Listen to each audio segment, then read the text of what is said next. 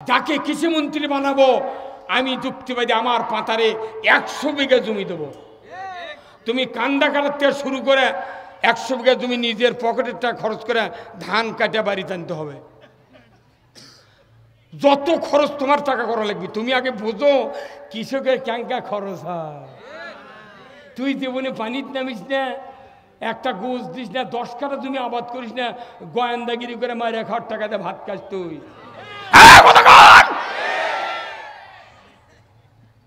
তুমি কৃষকের দরদ উঠবে কেমনে? পুরুষ মানুষ কৃষিমন্ত্রী হলে তাও হয়, বানাচ্ছে আবার মেয়ে মানুষ বানাচ্ছে কৃষিমন্ত্রী। ই পেশাব করবে যাচ্ছে স্যান্ডেল পাওয়া যাইতে বলে ভারত, স্যান্ডেলের তলায় ভেজে না ইয়াতে কৃষিমন্ত্রী হয় না। কৃষি খাতে যে ভর্তুকি আমরা হিসাব করে দেখেছি, আমার ইউনিয়নের যতগুলা খাস গাড়ি আছে আমার ইউনিয়নে আমি কাগজ তুলেছি, 27টা দাগ আছে আমার গ্রামে খাস। আমার এক গ্রামে আছে 27টা দাগ খালি খাস করতেন। আমি হিসাব করে দেখেছি সারা বাংলাদেশে ব্রিটিশ সরকার গরিবের উপকারের জন্য সরকারি খাস গাড়ি করে থয়ে গেছে। ধনী মানুষের পুকুর দেওয়ার টাকা আছে, এর কেউ তো টাকা নেই। এরা তোরা ডাল খাওয়া দেয়া কুটুম শাকে দিল, তাও একটা চিংড়ি মানে আলু ঘাটে দিবি, সেই সুযোগ আর নেই। এগুলো দিয়ে দল পালিচ্ছে গাড়ি দিয়ে। আমি হিসাব করে দেখেছি, এক এসিলেন সাহেবকে আমি বলেছি, স্যার বাংলাদেশে যতগুলা খাস গাড়ি আছে সরকার নিজে হাতে যদি পত্তন দেয়, এই টাকা যদি কৃষিখাতে ভর্তুকি দেওয়া হয় 1 বছরের টাকা, ইউরিয়া সার 150 টাকা বস্তা জনগণ পাবে। তখন ওই এসিলেন করছে, হুজুর আপনার বাড়ি? বাড়ি নন্দীগ্রাম থানা। আমি রুহুল আমিন যুক্তিবাদী। ও নেটের বক্তৃতা শুনছি। নেটের শুনেছি তুই?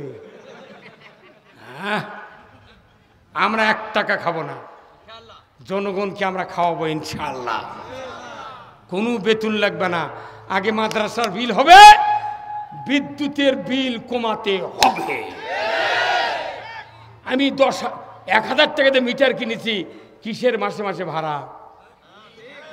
আমি দোকানের থেকে হুন্ডা কিনে বাড়িতে না চরি তেল কিনে, দোকানদার যদি বলে তুমি যত কিলো চলবে আমার কিলো প্রতি 2 টাকা ভাড়া দেওয়া লাগবে, ওই দোকানদারের মাথা থমো।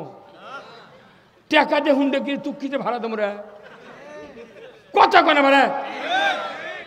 আমি মিটার কিনেছি, তুই মাসে মাসে ভাড়া নেবো। 100 ইউনিটের এই দাম, 200-র এই দাম, আর পল্লী বিদ্যুতের কাগজত এতই হিসাব। এই ভ্যাট গুণ ভ্যাট, ভ্যাট গুণ যোগ, যোগ গুণ 2, 2 গুণ 3।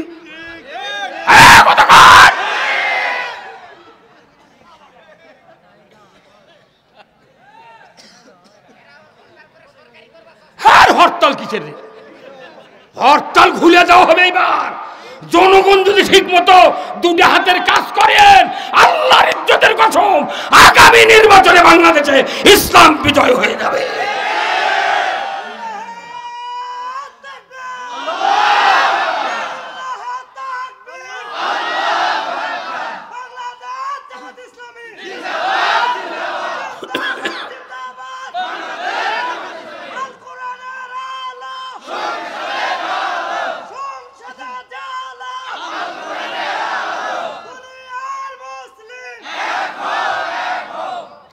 বিদ্যুৎ বিল আমার একটা মিটার, আমার বাড়ির কথা কথা, আমার বাড়ির মিটার 2টা। কয়টা?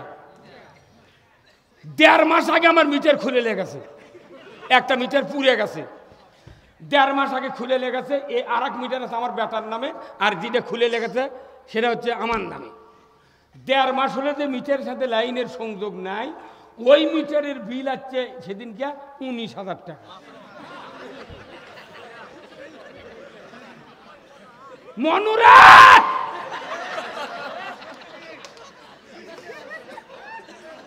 মিটার 1.5 মাস আগে খুলে নিয়ে গেছে,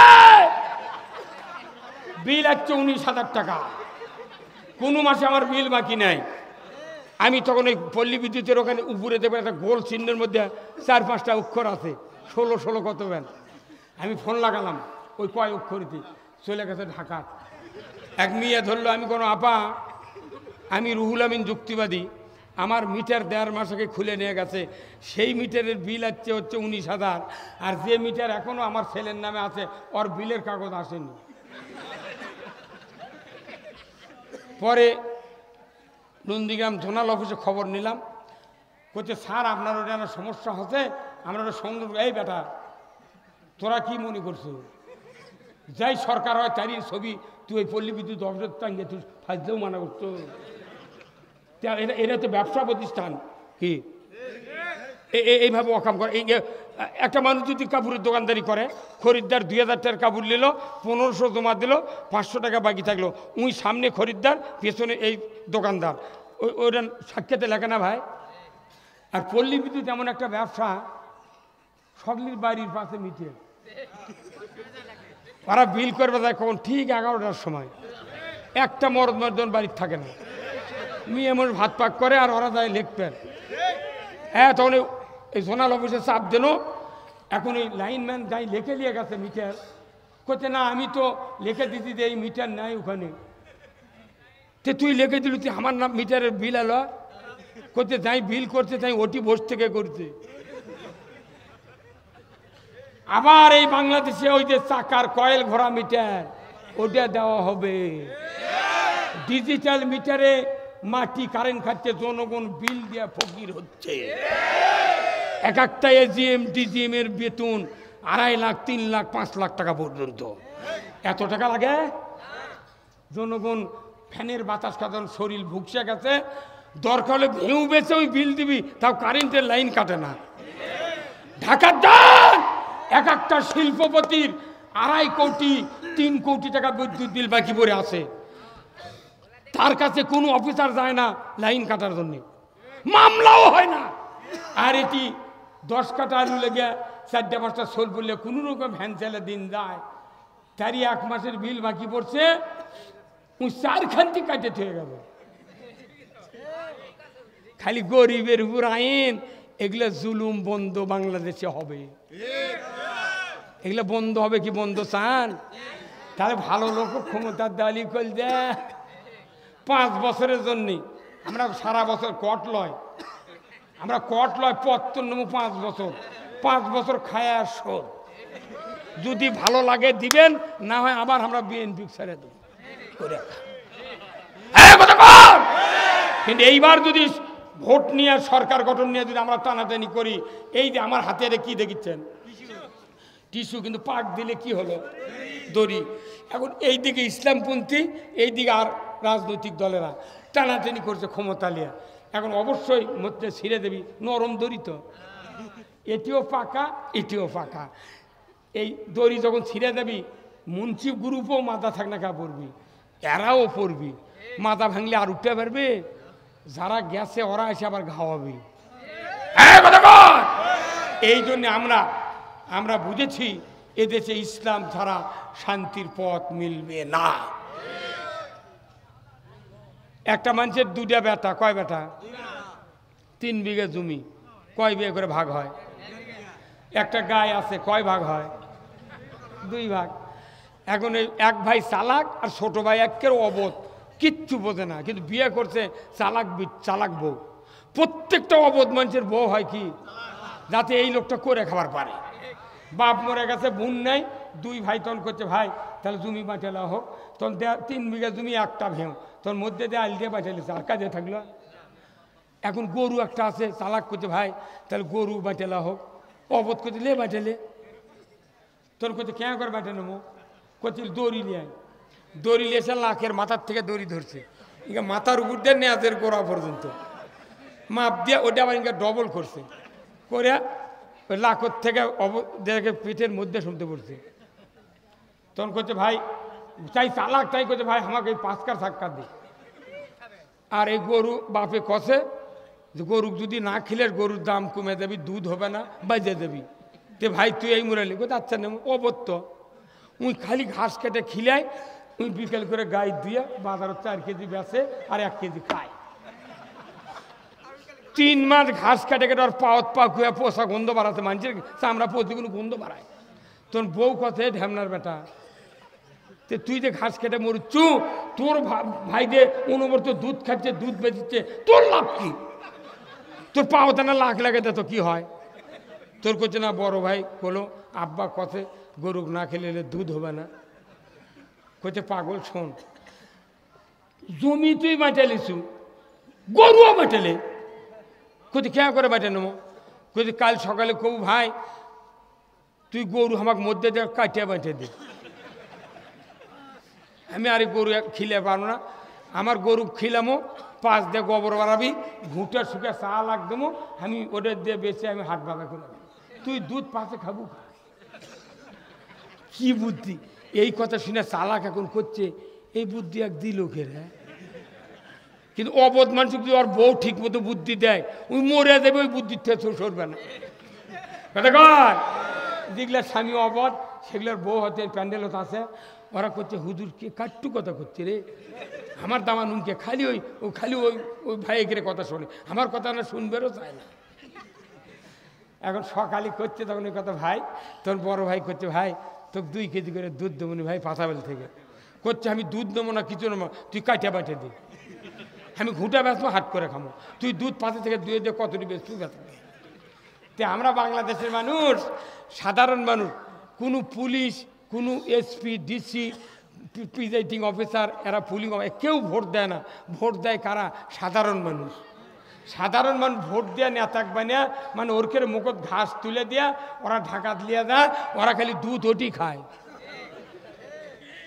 আমরা খিলে মরি আর দুধ খাই ওটি। এইবার একের মধ্যে দেখ কাটিয়া বাঁচিয়ে লিছি, তুই তুই ওই দুধ খা, আমি ঘাস খেলাম।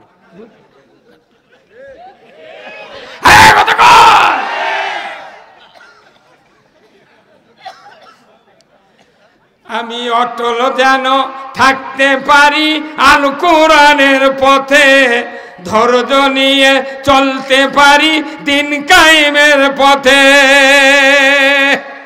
আমায় ধৈর্য দিও, সাহস দিও ওগো দয়াময়, তোমার পথে চলতে গিয়ে না পাই যেন ভয়।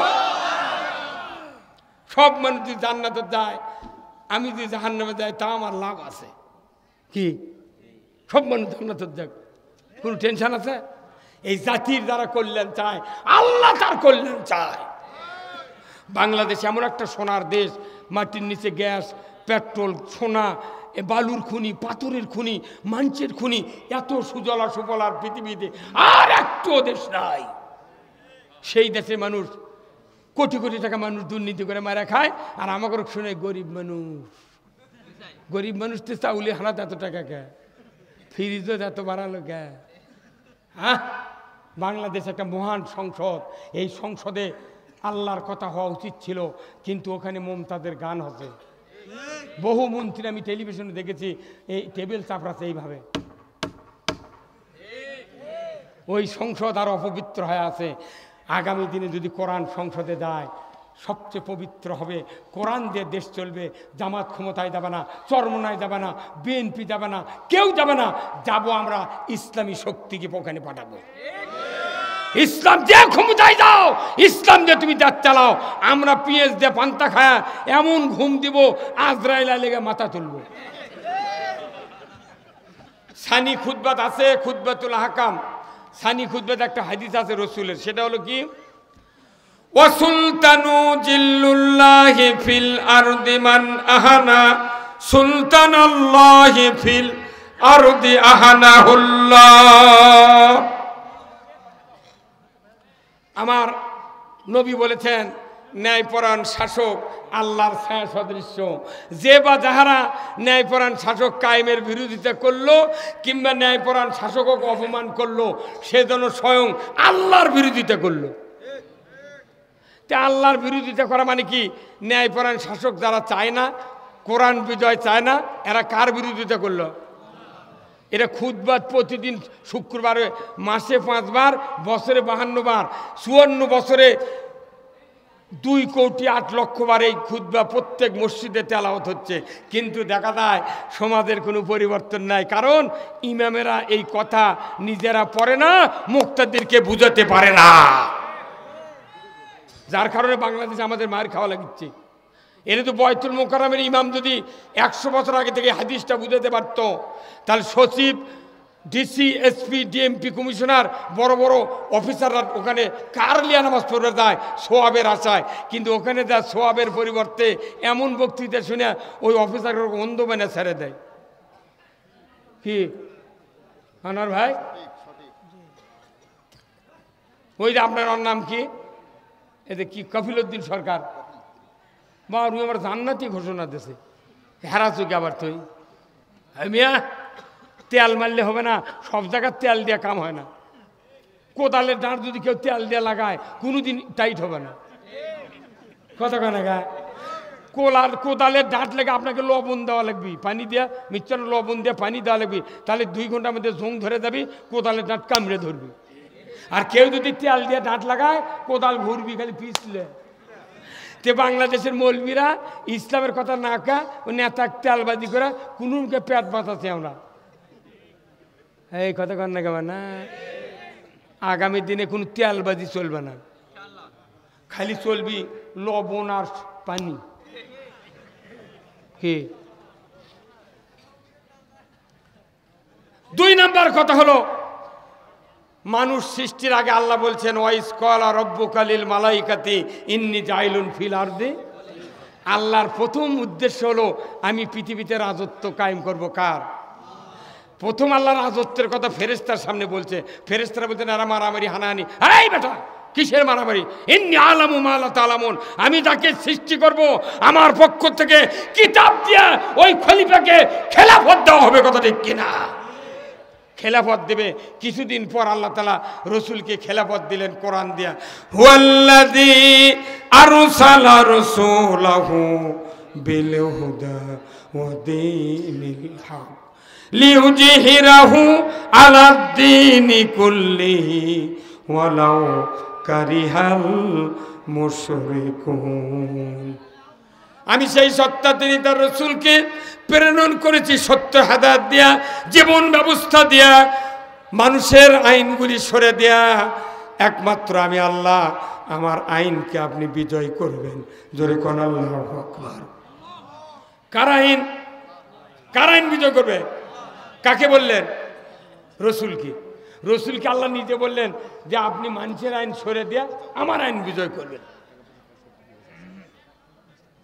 কথা ঠিক কিনা? তাহলে এই আইন বিজয় রসুল কি করেন নাই? আল্লাহ তাআলা আর একটা আয়াত দিলেন, আল্লাহ দিলেন ওমা খলাকতুল জিন্না ওয়াল ইনসা ইল্লা লিয়াবুদুন, আমি মানুষ আর জিনকে সৃষ্টি করেছি আমার ইবাদত করার জন্য। আল্লাহর প্রথম উদ্দেশ্য হলো খেলাফত, দ্বিতীয় উদ্দেশ্য হলো ইবাদত। নাঙ্গল ছিলেন আপনারা? নাঙ্গল বানাতে কাঠের গাদা লাগে, ইস লাগে, ইস্টার লাগে, আমরা লাগে 3টা, দোগল লাগে, মুঠা লাগে, তারপর পান্টি লাগে, জোয়াল লাগে, তারপরে হয় কি? কেউ যদি মনে করে ফাল পাশি কিনবো না, কাঠ দিয়ে হাল ববো, তাহলে মিস্ত্রি যদি কয় ভাই তুমি এতদিন নাঙ্গল বানাচ্ছো, ফাল লাগাছো, পাশি লাগাছো, ওগুলা লাগানোর ধরে কাঠ দিয়ে, তখন মিস্ত্রি কবি আমি যা জানি তুমি তা। কেউ যদি ফাল বাদ দিয়ে নাঙ্গল খালি কাঠ দিয়ে হাল বয়, তাহলে নাঙ্গলের দোষী ভাঙবি আর নাঙ্গল ক্ষয় দেবি। ফালের কাম হলো বিন্যা ঘাস উঁকড়ান, আর নাঙ্গলের গাদার কাম হলো মেলে দেওয়া, কথা বলেন। তাহলে কি হচ্ছে? মনে করেন ফাল ছাড়া নাঙ্গল অসল, নাঙ্গল ছাড়া ইবাদত ছাড়া খেলাফত অসল, খেলাফত ছাড়া ইবাদত অসল। এই জন্য কোরআন নাযিলের উদ্দেশ্য আল্লাহর 2টা, নবী প্রেরণের উদ্দেশ্য 2টা, মানুষ সৃষ্টির উদ্দেশ্য 2টা। কারণ কি? একটা হলো খেলাফত, একটা হলো ইবাদত। আমাদের দেশে ইবাদত আছে প্রচুর, খেলাফত নাই। ওই জন্যই 4বার হজ করলেও সুদের টাকা পকেটে তুলিচ্ছে, কথা কন। অনুরোধ করছি, আর এখানে যারা আছেন আপনি স্বামী হিসাবে বেঁচে থাকতে স্ত্রীকে জান্নাতি বানাতে হবে। রসুল বলছেন মায়েদের জন্য আল মারাতু সাল্লাত খামসাহা ওয়া সামাত শাহরাহা ওয়া হাসানাত ফারজাহা ওয়া আতাত বালাহা ফালতাদখুল জান্নাতে আবওয়াবু সাদ। 4টি কাজ মায়েদের জন্য: 5 ওয়াক্ত নামাজ, 1 মাস রমজানের রোজা, পর্দায় থাকা, স্বামীর খেদমত করা। এই 4টা কাজ যদি করে 8টা জান্নাতের দরজা খুলে দেওয়া হবে। যে কোনো দরজা দেয়া আল্লাহর বান্দিরা জান্নাতে যাবে, দুনিয়ার মানুষ জিন কেউ বাধা দেবে। হবে না। আপনার স্ত্রীকে জান্নাতি বানানোর দায়িত্ব আপনার। বাঁচা থাকতে যদি কেউ জান্নাতে যেতে না পারি, মরার পর পারিব না। কথা বলে রে, জান্নাতে কখন যাবেন? ওই দিনে কেউ কেউ করছে যে ওরা জান্নাতের টিকিট দিচ্ছে। আরে পাগল, বাঁচা থাকতে বেশ তোর দেওয়া লাগবি। হুজুর আপনি বেজার কে? তো মাথা ঠিক নাই নাকি? হ্যাঁ না, হু হা করবেন আপনি। কথা কি, মানুষের জান্নাতে যেতে হবে মরার পর না মরার আগে? এই কতক্ষণ মরার আগে জান্নাতের কথা। জান্নাতের পথে আপনি উঠবেন, আপনি মৃত্যু হবে জান্নাতের রাস্তা। বাঁচা থাকতে যদি জান্নাতের পথে কেউ উঠতে না পারে, কিয়ামত 400 বার হবে, গোল্ডেন পেনের সিগনেচার দেব, জীবনে জান্নাতে যেতে পারিব না। আমাকে উঠতে হবে বগুড়ার রাস্তা, তবে গিয়ে বগুড়া যাবো। উঠতে হবে হিলির রাস্তা, তবে গিয়ে আমি হিলি যাওয়া পারবো। আমি পাবনার রাস্তায় উঠে যদি আল্লাহ তুই তাড়াতাড়ি 10টার মধ্যে হিলি বন্দরে নিয়ে যা। পাবনা থাকলো দক্ষিণে, হিলি থাকলো উত্তরে। ওর দোয়াই থাকবি, কবুল হবে না। কে ভাই বেজার হলেন? আমি এই কথাগুলো যে বুঝালাম, কষ্ট পাচ্ছেন? আল্লাহ রসুলের জীবনের 14টা গুণ ছিল। তারই 1 নাম্বার হলো রসুল রসিকতা করে কথা বলতেন। এই জন্য সাহাবারা যা শুনিছে তাই মুখস্থ হবে। এই বাংলাদেশে যত বক্তা আছে, আমি আপনাদেরকে বলছি, নিজে অহংকার নয়, আমার বক্তৃতা কেউ নকল করতে পারেনি। এখন 1600 বজলু হবে, 2600 শরীয়তপুরি হবে, 1300 মিজানুর রহমান আজারি হবে, কিন্তু যুক্তিবাদী একজন হয়নি। আমি পড়াশোনা করে বক্তৃতা করি, বলছে ওই কুলি পাবেন আমাকে ধরবে। কতক্ষণ? এখন এই কোরআন যদি আমি নিজে না বুঝি, মানুষ তো বুঝান দেবে না। এই জন্য আপনাকে বেজার হলেন। আমি এই গ্রামের যত বাসিন্দা আছেন, যে গ্রুপেরই থাকেন, আপনাদেরকে আন্তরিক মোবারকবাদ জানাচ্ছি। আমি বলে গেলাম, এই জয়পুরহাটের মাটিতে এইরকম একটা মাহফিল যে আপনারা করেছেন, এইরকম শান্তশিষ্ট ভদ্র, এত আকর্ষণীয় শ্রোতা এই জয়পুরহাটের মাটিতে আর কোনোদিন সবাই এইবার আর হবে না। এই গ্রামের মাহফিল এটা 1 নাম্বার তালিকার থেকে যাবে ইনশাআল্লাহ। এই মাহফিলের শ্রোতারা সবচেয়ে বেশি জান্নাতে যাবে, কারণ কোরআন প্রেমিক শ্রোতা। পেছনের যুবক ভাইরা যেভাবে আন্তরিকতা দেখালেন, এনারা তো ফার্স্ট ক্লাসে যাবে। আর এই গ্রামের যত দলের লোক আছে, ঐক্যবদ্ধভাবে যে মাহফিলটা করেছেন আজকে এই হাই স্কুল মাঠে, আল্লাহ আপনাদের হায়াত দারাজ করুক।